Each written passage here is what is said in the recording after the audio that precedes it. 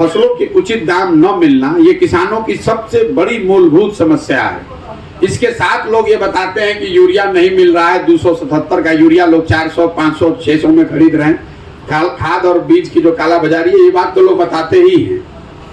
इन 3 मूलभूत समस्याओं के बाद जो 4 केंद्र सरकार की बड़ी योजना चल रही है, उसका जमीन पर क्या हालात है वो मैं बताना चाहता हूं। केंद्र सरकार की सबसे बड़ी योजना है गरीब कल्याण योजना, प्रधानमंत्री गरीब कल्याण योजना, जिसमें लाभार्थियों को 5 किलो अनाज हर महीने मिलना है। मैं पिछले 11 महीने पैदल चलने के बाद आपको कैमरे पर विश्वास से कह सकता हूं कि बिहार में लाभार्थियों को 5 किलो नहीं 4 किलो अनाज ही मिल रहा है।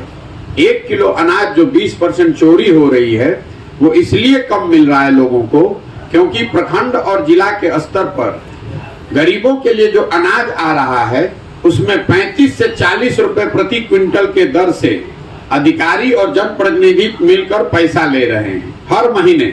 और इसमें विधायक जी लोग भी बाजाप्ता शामिल हैं।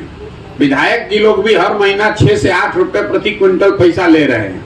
यही वजह है कि लाभार्थियों को 5 किलो के बजाय 4 किलो अनाज ही मिल पा रहा है। दूसरी केंद्र सरकार की बड़ी योजना है स्वच्छ भारत अभियान, जिसके तहत सभी को अपना शौचालय बनाना था, 12,000 रुपए मिले और गांव को, पंचायत को ODF घोषित किया गया। हम अभी 11 महीना से चलने के बाद आपको बता रहे हैं कोई ऐसा गांव नहीं है जहां पर आप बिना नाक पर गमछा बांधे निकल जाइएगा। कल हम पूरे रास्ते आए हैं, मतलब पूरे में खुले में शौच है। ये बिल्कुल फर्जी बात है कि बिहार में खुले में शौच बंद हो गया है। ज्यादातर गांव में खुले में शौच आज भी जीवन की सच्चाई है। शौचालय कुछ जरूर बने हैं, लेकिन हुआ ये है कि एक लाभार्थी को 12,000 रुपए देने के लिए अधिकारियों ने 2,000 रुपया घूस लिया, एक लाभार्थी को 10,000 रुपया दिया कहीं गांव, और लोगों ने एक ही शौचालय के बगल में खड़ा होकर फोटो लगाकर भेज दिया और 10,000 रुपया लेकर न शौचालय बनाया न उसका उपयोग कर रहे हैं। तो ज्यादातर जगहों पर जो ODF की बात है, ये गलत बात है बिहार में। तीसरी जो केंद्र सरकार की बड़ी योजना चल रही है वो है प्रधानमंत्री आवास योजना। तो पहली बात ये हमको जो समझ में आई कि प्रधानमंत्री आवास योजना के बहुत लाभार्थी नीचे हैं ही नहीं। चूंकि ग्राम सभा को बंद कर दिया गया है तो लाभार्थियों की संख्या इसमें बहुत कम कर दी गई है, लोगों को इसका लाभ नहीं मिला। ज्यादातर जो इसके लाभार्थी हैं वो इंदिरा आवास के लाभार्थी हैं, जिनको पीछे कभी 10-20 साल में 20,000, 25,000, 50,000 रुपया मिला है। अभी की जो योजना है जिसमें 1,40,000 रुपया मिलना है और मुख्यमंत्री आवास योजना में 1,19,000 रुपया, तो दोनों ही योजनाओं में लाभार्थियों को 25 से 30,000 रुपया घूस देना पड़ रहा है। जहां पर जनप्रतिनिधि पैसा ले रहे हैं वहां पर लाभार्थियों को 25 से 30,000 रुपया देना पड़ेगा। जहां पर जनप्रतिनिधि पैसा नहीं ले रहे हैं वहां पर भी जो ये पंचायत आवास सहायक हैं, BDO हैं, जो भी अधिकारी इसमें जुड़े हुए हैं, वो अपना हिस्सा 15 से 20,000 रुपया तो लेंगे ही लेंगे।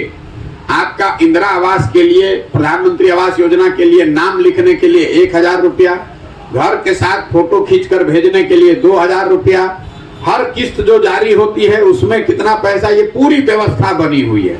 हर हालत में अगर आपको प्रधानमंत्री मुख्यमंत्री आवास योजना का लाभ लेना है तो 20 से 25,000 रुपया से लेकर 30-35,000 रुपया तक आपको घूस देना ही पड़ेगा।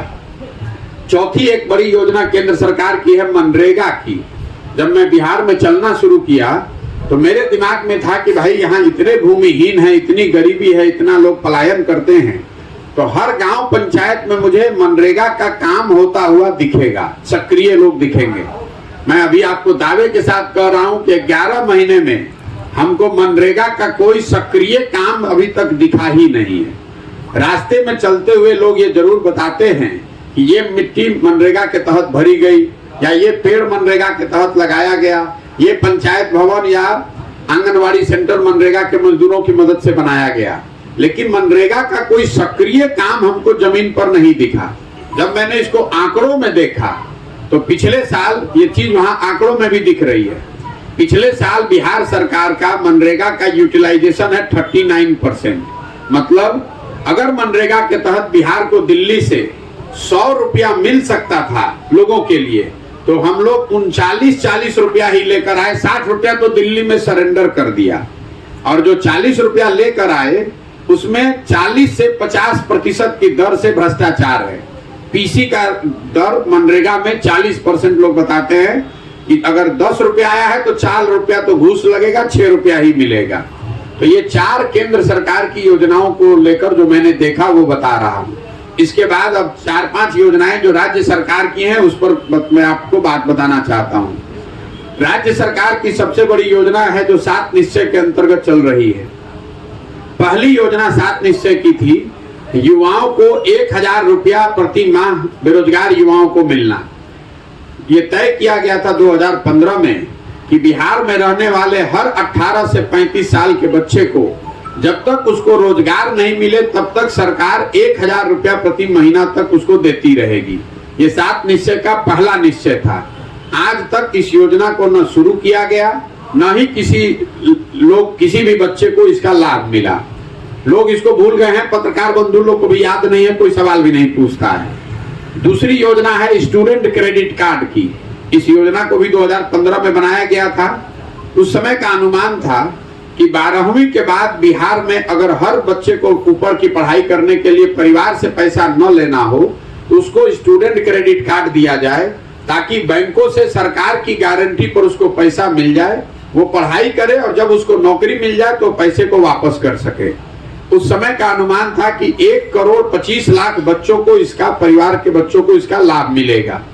बिहार सरकार के अपने आंकड़े के हिसाब से पिछले 9 वर्ष में करीब 10 लाख बच्चों को इसका लाभ मिला है। इस योजना को भी धीरे धीरे ठंडे बस्ते में डाल दिया गया।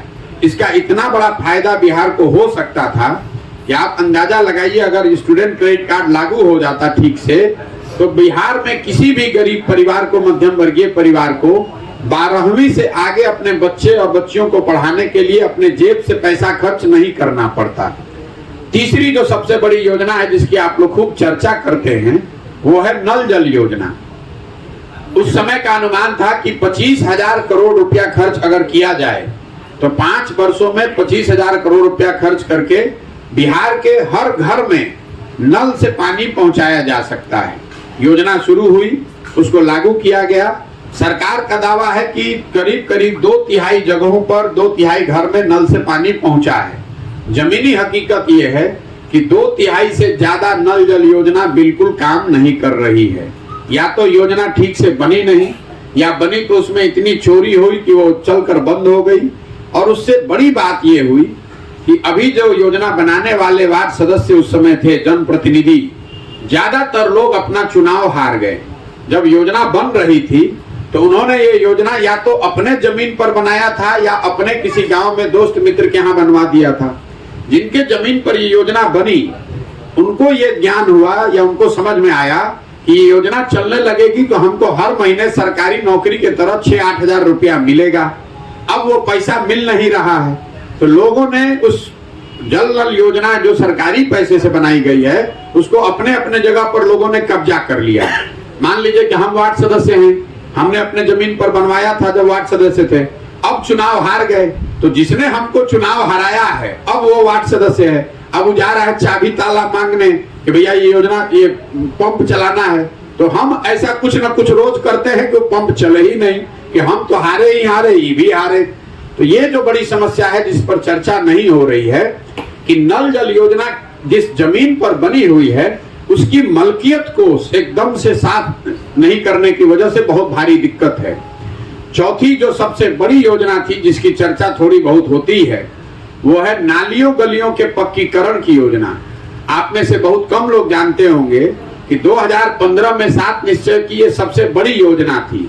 उस समय का ये अनुमान था कि 2015 से लेकर 5 वर्ष में 80,000 करोड़ रुपया 80,000 करोड़ रुपया खर्च किया जाएगा ताकि बिहार में रहने वाले हर घर से नाली जो निकल रही है उसका पक्कीकरण किया जाए, उस नाली को जोड़ा जाए एक बड़े नाले से और उस बड़े नाले से गांव के पूरे पानी को निकाला जाए बाहर। अब घरों में नाली तो कहीं बना नहीं, कुछ इस योजना के नाम पर गांव में सड़क के किनारे बड़े नाले बने हुए हैं। वो भी इतने बेतरतीब तरीके से बने हैं कि अब उसका प्रयोग ज्यादातर जगहों पर कूड़ेदान के तौर पर हो रहा है। न उसमें घर की नाली को जोड़ा गया, न उस बड़े नाले को पानी के जरिए पानी निकालकर बाहर निस्तारण की व्यवस्था की गई। अब लोग उस पर गाय गरु भैंस बांध रहे हैं, गोबर पाथ रहे हैं, गंदगी भर दिए, सब नाला बंद हो गया। और हालात यह है कि जिस गांव में जाइए, अभी बरसात शुरू हुआ है, हम लोग रोज चल रहे हैं, आप कैमरे पर देख लीजिए, कोई ऐसा गांव नहीं है जहां पर कादो कीचड़ पूरा ठेहुन भर न लगा हो। तो ये राज्य सरकार की जो 4 बड़ी योजनाएं हैं उस पर मैंने जो देखा वो बता रहे हैं। 2 चीजें जहां सुधार हुआ है, एक है बिजली और एक है सड़क। निश्चित तौर पर बिजली हर जगह आ गई है, जहां पर भी हम लोग गए, गांव में, टोलों में, घरों में बिजली आ गई है। लेकिन बिजली को लेकर लोग जो समस्या बता रहे हैं कि लोगों की नजर में उनका बिल गलत और बहुत ज्यादा आ रहा है। जब से मैं पदयात्रा कर रहा हूं और लोग बता रहे हैं, तब से हम ये प्रेस वार्ता के जरिए बता रहे हैं कि लोगों का जो गलत बिल आ रहा है, ये आज नहीं तो कल एक बड़ी समस्या के तौर पर उभरेगा। आपने देखा, इसी वजह से कटिहार में लोग प्रदर्शन कर रहे थे, 3 लोगों की दुखद मृत्यु हो गई, पुलिस को गोली चलानी पड़ी। हुआ ये है कि हर गांव में आपको ऐसे 10-20 लोग मिल जाएंगे जिनका बिजली का बिल 5,000, 8,000, 10,000, 50,000, 60,000 तक भी आया है। अब एक बार बिल गलत आ गया तो अब DCLR और लोक अदालत का चक्कर लगाते रहिए। कुछ लोग तो ऐसे भी मिलते हैं जिनको बिल आ गया 60,000, 1 लाख, उन पर फौजदारी का केस हो गया, अब वो गांव से मारे मारे भगोड़ा बनकर फिर रहे हैं। तो ये समस्या बड़ी होने वाली है। दूसरी, जहां तक रोड की बात है, निश्चित तौर पर जो नेशनल हाईवे है और स्टेट हाईवे है उसमें सुधार है और लोग उसको स्वीकार भी करते हैं। लेकिन जहां तक ग्रामीण सड़क की बात है, पंचायती राज की सड़क हो, मुख्यमंत्री प्रधानमंत्री संपर्क योजना की सड़क की बात हो, जो ग्रामीण कार्य की जो रोड है, ग्रामीण कार्य विभाग की REO की जो रोड है, वो पूरी तरीके से भ्रष्टाचार के भेंट चढ़ गया है। जो पंचायती राज की सड़क है वो तो चुने हुए प्रतिनिधि मुखिया लोग फिर भी दबाव में कुछ बनवाए हैं, लेकिन सबसे ज्यादा जो सड़कों की हालत खराब है वो है ग्रामीण कार्य विभाग जो है, रूरल, जिसको REO आप लोग कहते हैं, रूरल इंजीनियरिंग का जो डिपार्टमेंट है, ग्रामीण कार्य की जो सड़कें हैं वो पूरी तरीके से बर्बाद हो गई हैं या उसमें सबसे ज्यादा लूट खसोट है। उसकी वजह से ज्यादातर गांव में आंतरिक रोड जो है वो करीब करीब उसी दशा में पहुंच गया है जो लालू जी के जमाने में होती थी। 2 उद्योग जो बिहार में बहुत तेजी से चल रहा है, क्योंकि जहां भी अभी हम लोग गए, लोग उद्योग धंधों की बात करते हैं, तो भैया फैक्ट्री तो सब बंद है, चाहे चीनी मिल हो, कागज का फैक्ट्री हो, सीमेंट हो, जो भी फैक्ट्री है सब करीब करीब हर जिले में बंद है। लेकिन 2 उद्योग जो बहुत तेजी से बढ़ा है बिहार में वो है अवैध शराब और अवैध बालू का कारोबार। हर प्रखंड में आपको ऐसे लड़के मिलते हैं गांव में जो अवैध शराब के काम में लगे हुए हैं। अगर रास्ते में 10 ट्रक चल रहा है तो 2-3 ट्रक जरूर ऐसा मिलता है जो अवैध बालू के कारोबार से जुड़ा हुआ है। तो हर गांव में धीरे धीरे ये व्यवस्था बनती जा रही है जहां 10, 20, 25, 50 लड़के बालू और शराब के अवैध कारोबार से जुड़कर अपना जीविका चला रहे हैं। एक अंतिम बात, जो लोग कानून व्यवस्था को लेकर कर रहे हैं, जब हमने चलना शुरू किया था तो लोग उस समय 2 महीना पहले महागठबंधन का सरकार बना था, तो चंपारण में लोग ये बताते थे कि देखिए महागठबंधन का सरकार बना है, शायद कानून व्यवस्था कहीं बिगड़ ना जाए।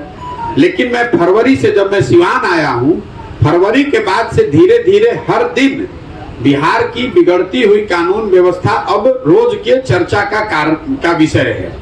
जिस गांव में भी जाइए लोग ये बता रहे हैं कि इनका मर्डर हो गया, किसकी डकैती हो गई, कहां लूट हो गया। ये घटनाएं पिछले 5-6 महीनों में बहुत तेजी से बढ़ी है और कहीं ना कहीं जो लोगों का डर था, जो उनकी शंका थी कि महागठबंधन की सरकार आने के बाद कानून व्यवस्था और बिगड़ेगी, वो चरितार्थ होती हुई दिख रही है। अंत में पूरे 11 महीने में 3 सबसे ज्यादा सुने जाने वाला जो शब्द है वो है अफसरशाही, भ्रष्टाचार और PC। अफसरशाही से परेशान जनता, जहां पर भी आप चले जाइए, आप पत्रकार हैं, जनप्रतिनिधि हैं, पैसे वाले हैं, गरीब हैं, हर आदमी ये बता रहा है कि भैया बिहार में अफसरों का ही राज है, जो अफसर चाहेगा वही होगा। दूसरी बात भ्रष्टाचार की, कि कोई ऐसा विभाग नहीं है चाहे आपको जमीन का रसीद कटाना है, या आपको जाति प्रमाण पत्र चाहिए, जन्म मृत्यु प्रमाण पत्र चाहिए, पासपोर्ट का वेरिफिकेशन कराना है, बिजली का कनेक्शन लेना है, कोई ऐसा काम नहीं है जो कि बिना पैसा दिए हुए आप करा सकते हैं। और तीसरा जो नई बात मैं बिहार में सुन रहा हूं वो शब्द है पीसी, जो दलाली का नया नाम है। योजना चाहे केंद्र की हो या राज्य की, हर योजना में 10% से लेकर 40-50% तक भ्रष्टाचार के नाम पर पीसी कटेगा ही कटेगा। और यहाँ योजना को लागू करने का तरीका ठीक हो या नहीं, पीसी काटने और उसके बांटने की व्यवस्था बहुत अच्छी बनी हुई है। अब उसमें अफसर और जनप्रतिनिधि सबको मालूम है कि किसको कितना हिस्सा इसमें लेना है। तो ये मेरा अभी तक का अनुभव है। अब अगर आपका जो सवाल है